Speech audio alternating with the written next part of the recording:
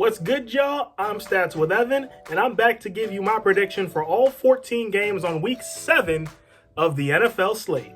Now, as always, these predictions are completely, totally, and 100% unbiased. That means I'm not basing these off which players or teams I like better. I'm just basing these off which team I think has a better chance of winning this game, this week. That's it. With that being said, let's get into it.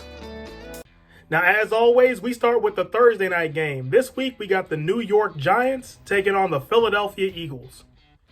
Now, this game is perfectly on brand for Thursday night football. A forgettable game between two teams in the worst division in the NFL. And somehow, the winner of this game just might be in first place in the NFC East, depending on if Washington wins or not. I'll get to that later. But for this game, both teams looked good last weekend, but the Eagles lately have been looking good consistently. They've really stepped up their game over the last 3 weeks, and I will admit that. And honestly, it's gotten to the point now where I believe the Eagles are the best team in the NFC East. So I'll go with Philadelphia 34-10 over New York. And now we move to the 1 o'clock slate. First up, we got the Dallas Cowboys taking on the Washington football team.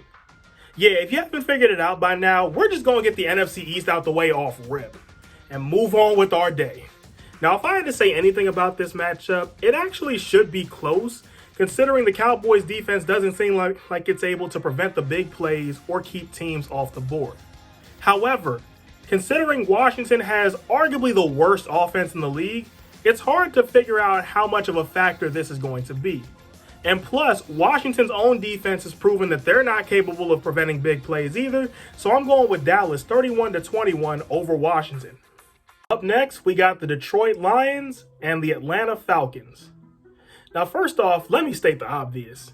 Given both teams' track records for blowing games, we have no idea what's going to happen when that fourth quarter starts. Like, it could be anything that happens. But before that kicks in, though, we're talking about a Falcons offense that's among the best in the league, going up against a Lions defense that's in the bottom half, despite a pretty good outing last weekend in Jacksonville. However, we're also talking about a Falcons defense that ranks below the Lions in a lot of areas, like pass defense, rush defense, the list goes on. However, overall, I trust the Lions to get the stops they need, so I'll go with Detroit 35-31 over Atlanta. Up next, we got the Cleveland Browns and the Cincinnati Bengals. Now, this one should be interesting to watch. A rematch of a rare, entertaining Thursday night football game and the Bengals' last chance to salvage bragging rights in the Buckeye State. Now, the Browns did not have a good game last week in Pittsburgh, but they still feature the league's top rush offense. Now, the Browns' defense is suspect, but the Bengals' defense is too, given that they just blew a 21-point lead in Indianapolis. At the end of the day, all I gotta say is Cleveland, get the brooms out. Browns win it 34-20. Up next, we got the Pittsburgh Steelers and the Tennessee Titans. A matchup so big we had to wait 3 extra weeks for it. Two undefeated teams go head-to-head in Nashville, and we might have to put the winner in the Super Bowl conversation if they're not in there already. The Titans feature one of the best offenses in the league, and it's hard not to when you have a guy like Derrick Henry on your offense. And the Steelers feature one of the league's top defenses, which makes for an intense battle of an immovable force versus an unstoppable object. But the old saying is defense wins championships, and I think that rings true here. I say the Steelers get a couple key stops in the fourth quarter, and Pittsburgh wins this game 27-21 over Tennessee. Up next, we got the Carolina Panthers and the New Orleans Saints. Now, the Panthers look like they're starting to come back down to earth, and they're heading to New Orleans to face a Saints team that's rested and ready to make a run at the NFC South. At first, this looked like a close matchup, it really did. But then Michael Thomas announced he's coming back this week. Since that's the case, I'm saying New Orleans takes this 38-24 over Carolina. Up next, we got the Buffalo Bills and the New York Jets. Now, the Bills need a bounce back in the worst way, and now they're headed to New York to face the perfect opponent in a Jets team that I'm convinced is trying to go 0-16 at this point. The Jets might just have the worst offense in the league, and their defense isn't that much better. In conclusion, Buffalo, Get the brooms out. Bills win it 42-7. Up next, we got the Green Bay Packers and the Houston Texans. Two teams walking into Houston with a bad taste in their mouth. The Packers got ran over in Tampa last week, and the Texans got Derrick Henry. However, when I look at this matchup, I'm noticing a glaring mismatch. The Texans rank dead last in defending the run, and now they have to try and stop Aaron Jones. Add in that the Packers, even despite last week, are one of the top offenses in the league, and I'm going with Green Bay 38-21 over Houston. And now we move to the 4 o'clock slate. First up, we got the Seattle Seahawks taking on the Arizona Cardinals. Now this one has kind of a yin-yang feel to it. The Cardinals have the edge on defense, but the Seahawks have the edge on offense. This game will be decided by whose advantage is bigger. Seeing as how the Seahawks rank last in the league in pass defense and total defense, they are beatable even despite the undefeated record. The real question is, can the Cardinals defense stop the Seahawks? Seattle has the top scoring offense in the league, so that's going to be a pretty tall task for Arizona. I went back and forth on this one a lot, but at the end of the day, I think I'll go with Arizona 38-35 over Seattle.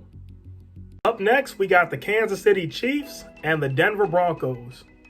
Well, the Broncos got their quarterback back last week and got a gritty win in New England, but that's about all they have going for them here. The Broncos' hallmark is having a stingy defense, but the Chiefs' defense has also played pretty well, better than expected, really. Add in that the Chiefs' offense, and I'm pretty sure I don't need to tell you how good they already were. Well, the rich just got richer because Le'Veon Bell is joining the lineup this week.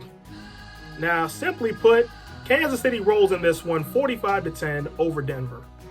Up next, we got the San Francisco 49ers and the New England Patriots. A Niners team that might be coming out of a rut meets a Patriots team that's falling into one. The Niners looked real good last week in a division win they desperately needed against the Rams, while the Patriots just got field goaled to death by the Broncos. And add on to this, the Patriots haven't scored anywhere above 20 points since week 3. That was a month ago. We're in week 7 now, so that's concerning. I just feel like I can trust the Niners a little bit more right now, so I'll go with San Francisco 21-17 over New England. Up next, we got the Jacksonville Jaguars and the Los Angeles Chargers.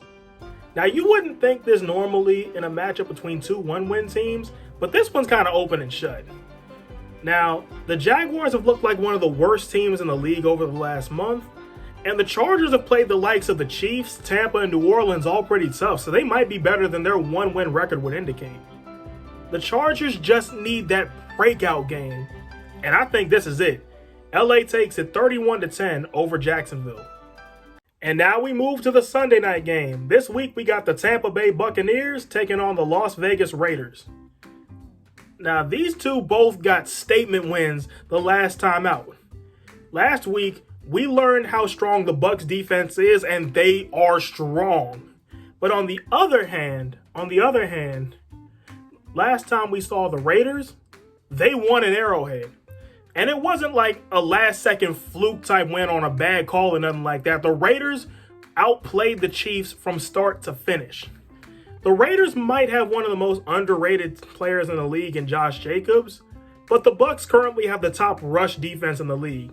It's going to be a close one, but I'll go with Tampa 27-24 over Vegas. And last but not least, we got our Monday night game. This week, it's the Chicago Bears taking on the Los Angeles Rams. Now, the Bears convinced me last week that they are legit. You don't get to 5-1 just on a fluke. Now, maybe that's enough for the Bears to win the North. Maybe it isn't. But one thing is for sure. The Bears will be playing in January. Now, on the other sideline is a Rams team that, lately, I just don't know about, y'all. The last 3 weeks for the Rams were one good game sandwiched between two subpar ones. Now, simply put, I trust the Bears more right now, so I'll make this my upset of the week and take Chicago 24-20 over LA. Well, that's my picks. Which ones do you agree on, and which ones do you disagree on? Let me know in the comments, and until next time, I'm Stats with Evan, and I hope you have a 100% day. Enjoy the games, y'all.